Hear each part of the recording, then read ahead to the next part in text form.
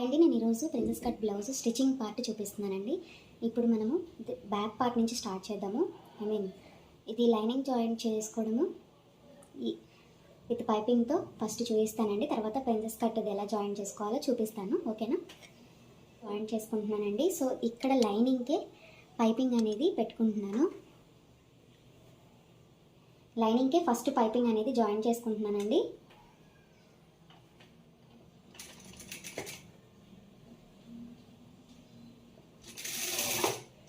నేను ఇక్కడ సింగిల్ పాదం యూజ్ చేస్తున్నాను. పైపింగ్ అనేది చాలా జాగ్రత్తగా కుట్టాలండి. లేకపోతే ఏంటంటే రౌండ్ దగ్గర కానీ ఇక్కడ తిప్పేటప్పుడు ఈజీగా పట్టుకోగలగాలి. లేకపోతే అది షేప్ అనేది మారిపోతుంది, షేప్ అవుట్ అవుతుంది. సో ఇక్కడ ఏంటంటే ఇక్కడ రౌండింగ్ ఉంది కదా, ఈ రౌండింగ్ దగ్గర మనం ఒక వేలు అనేది పెట్టుకోండి. మనం ఒక వేలు పెట్టుకొని ఈ చేతితో ఇలా దీన్ని తిప్పండి. రెండు చేతులు యూజ్ చేయాలండి కంపల్సరీగా. రెండు చేతులు యూజ్ చేసుకుంటే రౌండింగ్ తిప్పితే అది ఈజీగా రౌండింగ్ అనేది కరెక్ట్గా తిరుగుతుంది. ఈ షేప్ అనేది మనకు కరెక్ట్గా వస్తుంది అనమాట. సో అందుకనే ఇలా కుట్టుకోండి.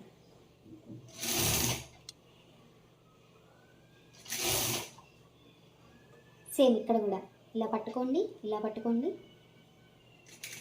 బ్యాక్ సైడ్ ఇలా పట్టుకోండి. ఈ రౌండింగ్ అనేది తిప్పేసుకోండి.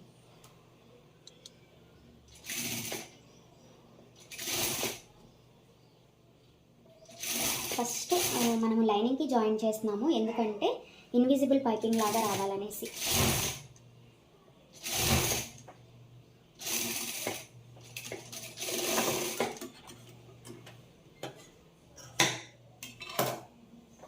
లైనింగ్కి జాయిన్ చేసుకున్నాం అయిపోయింది కాబట్టి సో దీన్ని మెయిన్ పార్ట్కి జాయింట్ చేసుకోవాలి.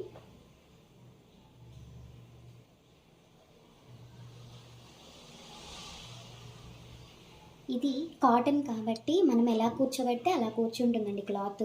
అదే సిల్క్వి అవి అనుకోండి, మీరు లైనింగ్ జాయిన్ చేసేటప్పుడు కూడా ప్రాబ్లమ్స్ అనేవి కంపల్సరీగా వస్తూ ఉంటాయి. సో సిల్క్వి అవి జాయిన్ చేసేటప్పుడు కొంచెము చూసుకొని జాయిన్ చేసుకోవాలి.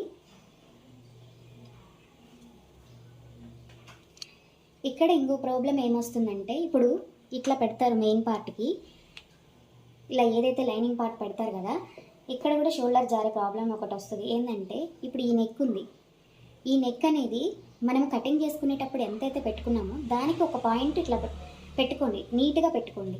లేదు ఇదిగో దీన్ని ఇలా జరిపారనుకోండి, ఇలా జరిపి కుట్టారనుకోండి, సపోజు ఇప్పుడు ఈ నెక్ అనేది వెడల్పైపై షోల్డర్స్ అనేవి జారుతాయి కదా.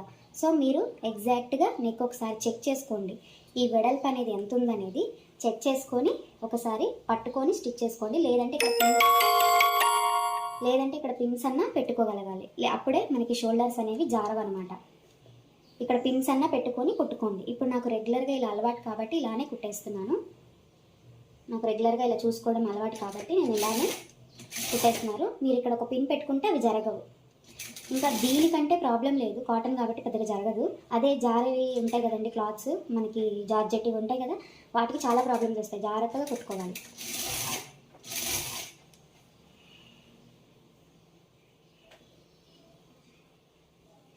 ఇది కూడా ఇక్కడ కూడా మనకి పైపింగ్ ఇది ఏదైతే కుట్టు ఉంటుందో ఆ కుట్టు మీదే కుట్టుకుంటే ప్రాబ్లమ్స్ అనేవి రావండి, నీట్గా వస్తుంది. కావాలంటే చూడండి, ఇప్పుడు మనం పైపింగ్ నీట్గా అటువైపు కుట్టుకున్నాం కదా, ఈ కుట్టు మీదే కుట్టుకోండి.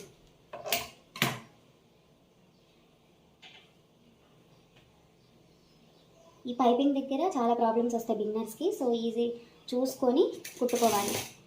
లైనింగ్ అనేది సరి చేసుకుంటా కుట్టుకుంటేనే ప్రాబ్లమ్స్ అనేవి రాకుండా ఉంటాయి. లేదంటే షోల్డర్స్ జారే ప్రాబ్లం అయితే వస్తుందండి.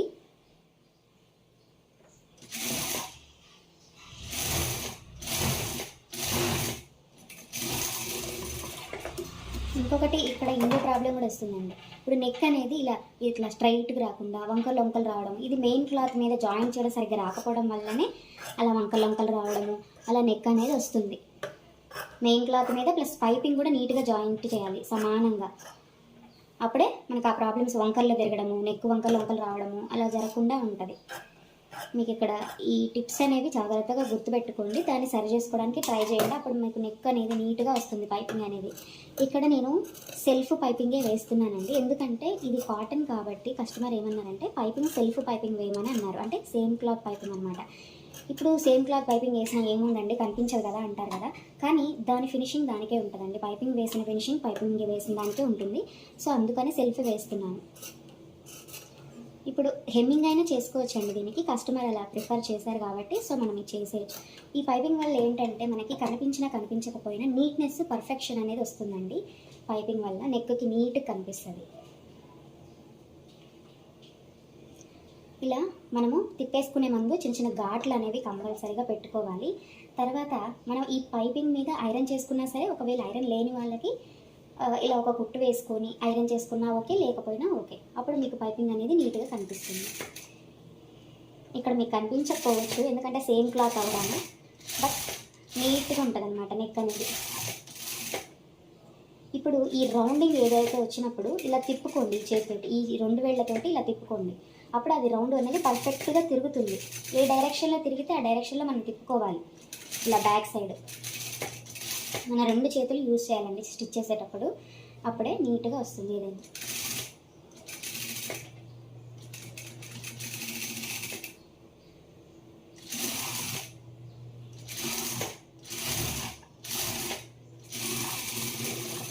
ఇప్పుడు చూద్దాము. ఇప్పుడు ఇది ఐరన్ చేయలేదు అయినా నీట్గా కనిపిస్తుంది కదా, ఈ రౌండింగ్ ఇది నీట్గా కనిపిస్తుంది కదా. ఇలా మీరు ఈజీగా చేసేసుకోవచ్చు. ఇక్కడైతే చిన్న చిన్న ముడతలు ఉన్నాయి, ఇది ఐరన్ చేస్తే పోతుంది. ఫస్ట్ అయితే లైనింగ్ జాయిన్ చేసుకున్నాకైనా ఐరన్ చేసుకోవచ్చు, లేదు ఫస్ట్ మనకి ఈ ముడతలు పోవాలి నీట్గా రావాలంటే ఫస్ట్ అయితే ఐరనే చేసుకోండి. బట్ నేను ఇలా లాగి స్టిచ్ చేస్తాను కాబట్టి నాకు అలాంటి ప్రాబ్లమ్స్ రావు. నేను ఐరన్ చేసుకున్నా కూడా నీట్గానే ఉంటుంది. కంపల్సరీ అనేది ఐరన్ అనేది ఎక్కువ ప్రిఫర్ చేయండి, ఎందుకంటే మనకి కస్టమర్కి ఏదైనా చిన్న చిన్న లోపాలు ఉన్నా కనిపించకుండా ఉండాలంటే అది ఐరన్లో కూడా పోతుందండి చేసినప్పుడు. ఇప్పుడు మనము బ్యాక్ డాట్ అనేది కంపల్సరీగా బ్యాక్ పార్ట్ ఉంటుంది కదా వేసేసుకోవాలి.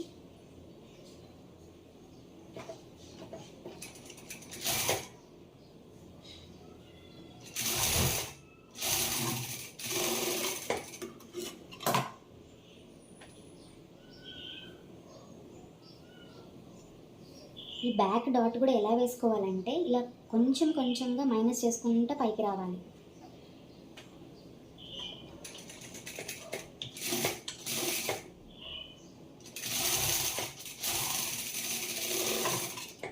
ఇలా చివరికి వచ్చేసరికి చిన్నగా అయిపోవాలి, అప్పుడు మనకి నీట్గా వస్తుంది అనమాట. ఇటు చివరిన కొంచెం క్లాత్ని ఫోల్డ్ చేసేసుకోవాలి.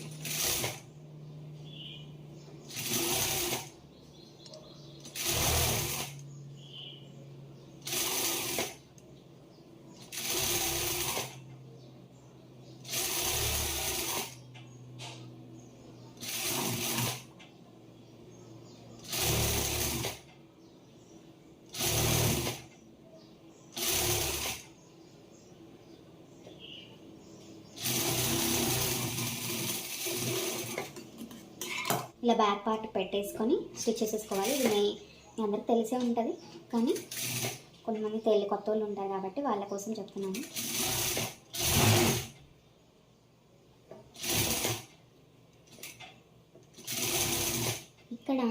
ఇక్కడ ఏదైతే ఇది మనము డాట్ వేసామో ఆ డాట్ దగ్గర ఇలా చిన్న ప్రిల్ అనేది కంపల్సరీగా పెట్టాలండి ఇలా దీనికి, లేదంటే ఏదో పైకి లేసినట్టుగా ఉంటుంది.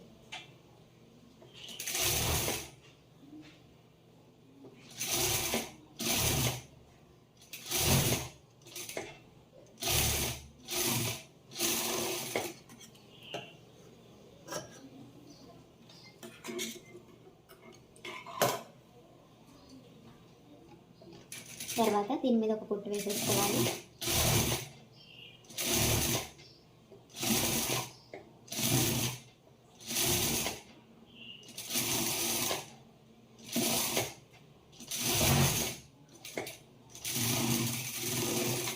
ఫ్రంట్ పార్ట్ కూడా పైపింగ్ అయితే వేసుకుందాం.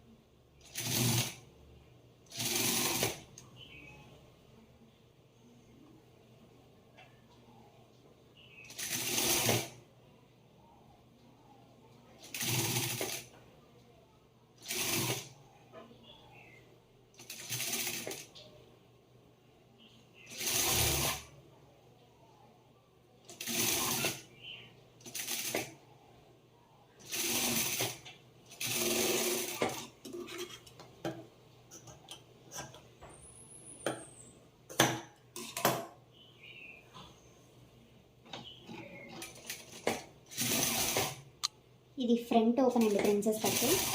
ఇలా ఫ్రంట్ ఓపెన్ ఇచ్చినప్పుడు ఎలా పెట్టుకోవాలో చెప్తాను. ఒక చిన్న డిఫరెన్స్ ఉంటుందండి ఫ్రంట్ ఓపెన్ వచ్చినప్పుడు.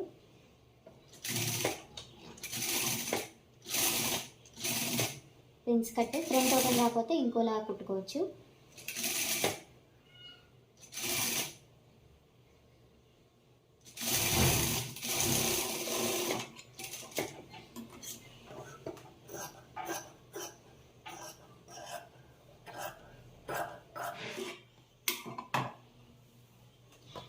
దీని పార్ట్స్ అనేవి అయిపోయాయి కదా, ఇది ప్రిన్స్ కట్ పార్ట్స్ అనేది కుట్టుకోవాలి. ఈ ప్రిన్స్ కట్ పార్ట్ అనేది కుట్టుకోవాలి.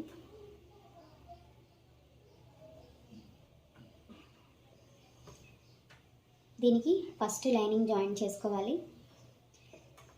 ఈ జాయింట్ చేసుకునేటప్పుడు జాగ్రత్త చేసుకోవాలి. ఇటు ఎదురుగా పెట్టుకొని చూసుకోండి. ఒక్కొక్కసారి రెండు ఒకవైపే కుట్టేస్తాం.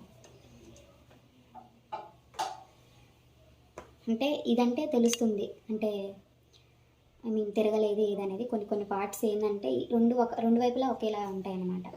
సో అందుకనేసి రెండు ఒకే సైడ్ పెట్టేస్తాం ఒక్కొక్కసారి. అది ఎవరికైనా కామన్.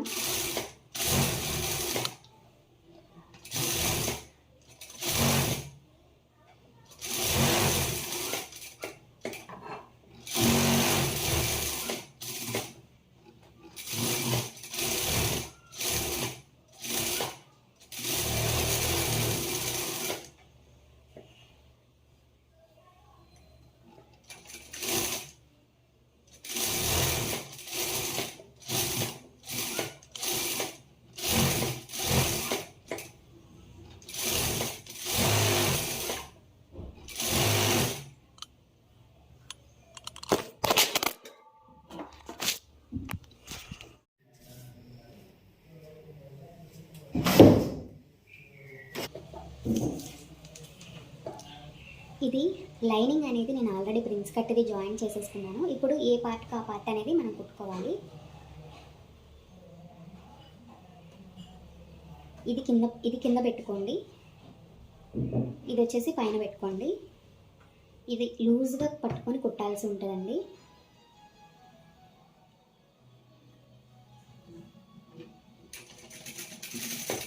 ఇలా కొంత పార్ట్ వరకు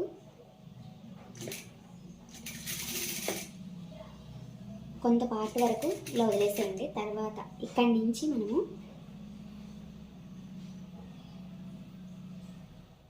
లూజ్గా వదులుకుంటూ కుట్టుకోవాలి.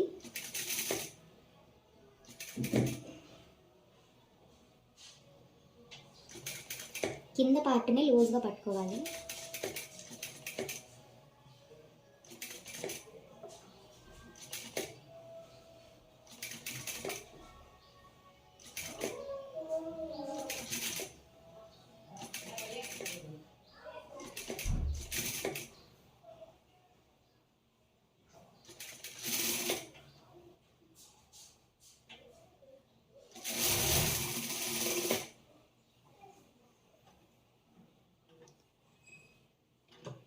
ఇలా లూజ్గా పట్టుకొని కుట్టడం వల్ల మనకి ఏంటంటే షేప్ అనేది నీట్గా వస్తుంది, ఇలా కూర్చుంటుంది అన్నమాట. ఇక్కడ కుట్ట అనేది ఇంకొకటి వేసుకుంటే మనకు గట్టిగా ఉంటుంది ఊడకుండా.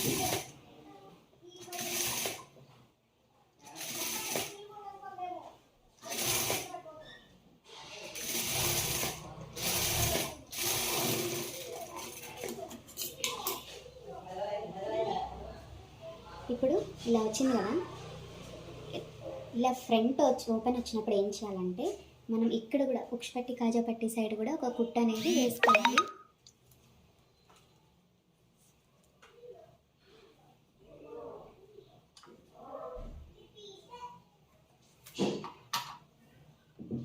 ఇలా ఒక ఘాట్ లాగా పెట్టేసుకోండి.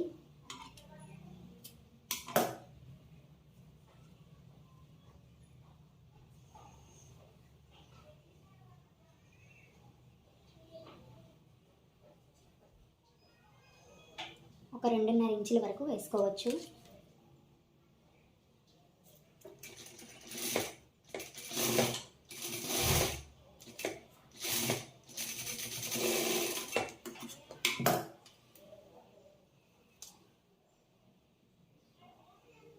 ఇలా ఐరన్ చేసి కుట్టడం వల్ల చూడండి ఇలా పఫ్ అనేది ఇలా కూర్చుంటుంది. ఐ మీన్ మనకి ఏదైతే షేప్ సైడ్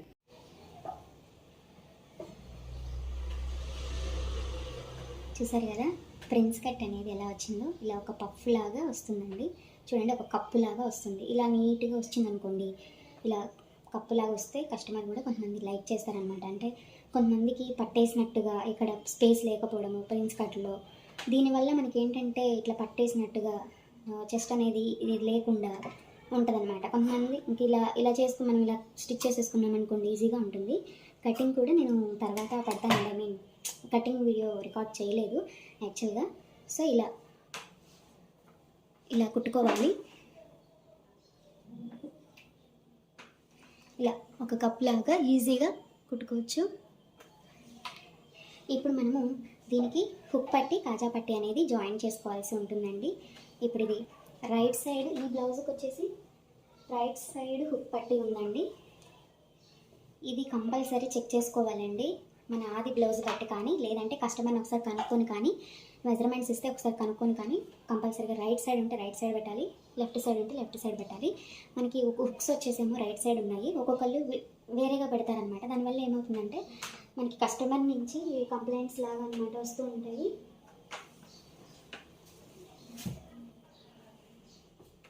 మీరు ఇటు పెట్టారండి అనేసి చెప్తారు. అప్పుడు మళ్ళీ అప్పుడైనా సరే మనం ముడదీసి చేయాల్సి ఉంటుంది. అంత కష్టం వద్దు కాబట్టి మనకి దేనికది పెట్టేసుకుంటే ఈజీగా ఉంటుంది. ఒకసారి చెక్ చేసుకొని లేదంటే కస్టమర్ని మనము కంపల్సరీ అడిగైనా సరే పెట్టేసుకుంటే మనకు అలాంటి ప్రాబ్లమ్స్ అనేవి రాకుండా ఉంటాయి. కస్టమర్ నుంచి చెడు రివ్యూస్ అనేవి రాకుండా ఉంటాయి. మెయిన్గా మనము మనీ కంటే కూడా కస్టమర్ సాటిస్ఫాక్షన్ అనుకోవాలి. ఐ మీన్ కరెక్ట్గా ఉందా లేదా, ఏమన్నా సెర్చ్ చేసుకునే ఉన్నాయా అనేసి వాళ్ళు అంటే జారుతుందని చెప్తారు, కొంతమంది కంఫర్ట్ లేదని చెప్తారు. ఇలా అనమాట. వాళ్ళకి నచ్చకపోతే కంపల్సరీ చెప్తారు కదా, ఎందుకంటే డబ్బులు పెట్టి కుట్టించుకుంటున్నారు కదా. సో కంపల్సరీగా చెప్తారు. సో మనం అలాంటప్పుడు మనము ఒకసారి మన సాటిస్ఫాక్షన్ కన్నా కానీ వాళ్ళని ఒకసారి కనుక్కుంటే సరిపోతుంది. మీకు నా స్టిచ్చింగ్ నచ్చిందా లేదా, అంటే మీకు పర్ఫెక్ట్గా ఉందా లేదా బ్లౌజ్ అనేది అనేసి అడిగితే సరిపోతుంది.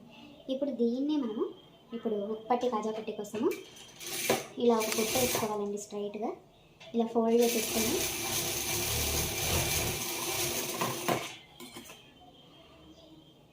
ఇలా ఎక్స్ట్రా ఉన్న క్లాత్ని కట్ చేసేసుకోవాలి.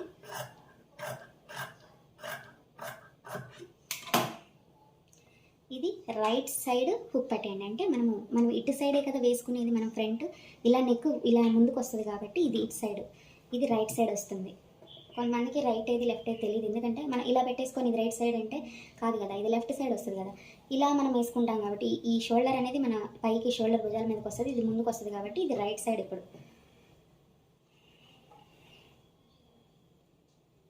ఇది ఇలా పెట్టేసుకోండి. ఒకసారి ఇలా కొంచెం పైకి వదులుకోండి కంపల్సరీగా, ఎందుకంటే ఇక్కడ మనం ఆల్రెడీ నెక్ కుట్టేసాము, దాన్ని ఫోల్డ్ చేసి మడత పెట్టుకోవాలి. ఇక్కడ కింద అంటే మనం షేప్ బెల్ట్ కానీ ఈ పట్టీ కానీ వేయలేదు కాబట్టి కింద వదులుకోవాల్సిన పని లేదు. కింద కట్ చేసుకున్నా సరిపోతుంది, ఇలా కట్ చేసేసుకుంటే అయిపోతుంది. ఇక్కడ మాత్రం కంపల్సరీ కావాలి. ఎందుకు అని అంటే మనం ఇక్కడ ఆల్రెడీ నెక్ పైపింగ్ అనేది వేసేసాం కాబట్టి. ఇప్పుడు ఇది ఇలా ఫోల్డ్ చేసేసుకొని కుట్టుకోండి.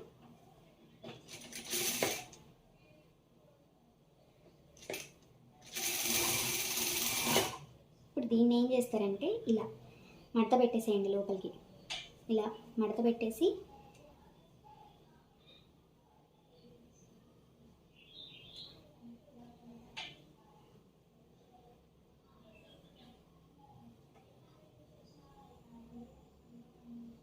ఇది కరెక్ట్గా ఫోల్డ్ చేయకపోతే ఈ పట్టీ అనేది ఈ పైపింగ్ మీదకి వచ్చి కనిపించే ఛాన్సెస్ ఉంటాయి. అలా కాకుండా లోపలికి నీట్గా ఫోల్డ్ చేసుకోవాలి. ఇప్పుడు మనకి హుక్స్ పట్టీ అనేది ఇట్లా కుట్టేసాము, చూసారు కదా, నీట్గా వచ్చేసింది. ఇప్పుడు దీన్ని కట్ చేసేసుకొని హుక్ పట్టీ అయిపోయింది. ఇప్పుడు దీన్ని మళ్ళీ కాజా పట్టీ అండి, ఇది కూడా అంతే ఇట్లా డబల్ ఫోల్డ్ చేసేసుకోండి. లేదు అని అంటే దీనికి ఇది ఎక్కువ క్లాత్ లేదు, మెయిన్ క్లాత్ అంటే దీనికి డబల్ ఫోల్డ్ వచ్చేసి మనకి లైనింగ్ క్లాత్ అయినా లోపల పెట్టుకొని డబల్ ఫోల్డ్ ఇలా డబల్గా చేసుకోవచ్చు. మనకి కాజా పట్టి కొంచెం మందంగా ఉండాలి కదా. కొంచెం ఎక్స్ట్రా క్లాత్ అవసరం ఉంటుంది కాజా కోసము. ఎందుకంటే మనము బ్లౌజ్ హుక్స్ పెట్టుకున్నా కూడా ఏదైతే మనం ఫిట్ వేసుకుంటాం కదా బ్లౌజు, దానికి ఏమవుతుందంటే ఇట్లా విడిపోతుంది అనమాట బ్లౌజ్ అనేది. ఇప్పుడు ఇలా ఉందండి, మీరు ఇట్లా హుక్స్లు పెట్టుకున్నారు, హుక్స్లు మొత్తం అంతా వేసుకున్న తర్వాత ఏమవుతుందంటే ఇట్లా గ్యాప్ వస్తుంది. అలా కొంచెం గ్యాప్ వచ్చినప్పుడు కాజా పట్టు ఎక్కువ లేకపోతే ఏంటంటే మధ్యలో మనకి మన ఏదైతే స్కిన్ కనిపిస్తుంది అనమాట. ఇప్పుడు పల్చటి శారీస్ కట్టుకున్నారనుకోండి, వాటి మీదకి ఇప్పుడు పల్చటి శారీ ఒక మడత మీద పెట్టేసుకుంటారు. అప్పుడు మధ్యలో స్కిన్ కనిపిస్తూ ఉంటే చండాలంగా ఉంటాయి కదా. సో అందుకనేసి మనం కాజా పట్టీ అనేది ఎక్కువ వేయడానికి, ఎక్కువ పెట్టుకోవడానికి రీజన్ ఇది.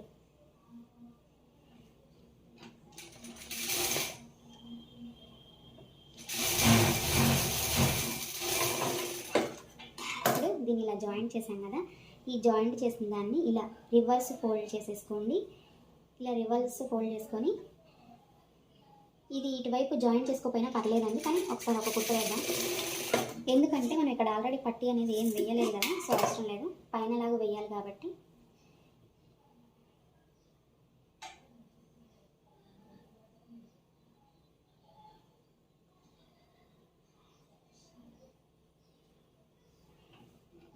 ఇది వచ్చేసి ఇలా అనమాట, నెక్కి కరెక్ట్గా వేసుకోండి స్ట్రైట్గా, లేదంటే ఏమవుతుందంటే ఒకటి ఎక్కువ ఒకటి తక్కువ వచ్చినట్టుగా ఉంటుందండి హుక్ పట్టి కాజా పట్టి.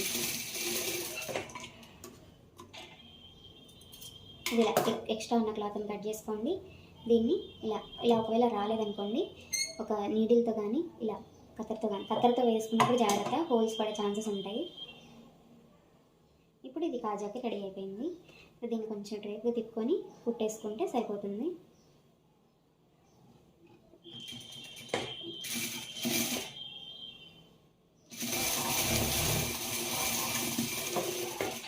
లెవెల్ అయితే కరెక్ట్గానే ఉందండి, సరిపోయింది చూసారా. ఇక్కడ కరెక్ట్గానే ఉంది, ఇక్కడ కరెక్ట్గానే ఉంది. ఇలా పెడితే ఇలా కరెక్ట్గా రావాలన్నమాట. ఇప్పుడు మనకి ఈ రౌండింగ్ అనేది నీట్గా వస్తుందన్నమాట. ఇది ఐరన్ చేసేసుకుంటే నీట్గా ఉంటుంది. ఇంకా ఇప్పుడు మనకి హుక్స్ పట్టి సైడ్ రౌండింగ్ అనేది తక్కువే ఉంటుంది, కాజా పట్టి సైడ్ మాత్రమే రౌండింగ్ అనేది ఎక్కువ ఉంటుంది అనమాట. ఇలా పెట్టేస్తే మనకి రౌండింగ్ అనేది నీట్గా వస్తుంది.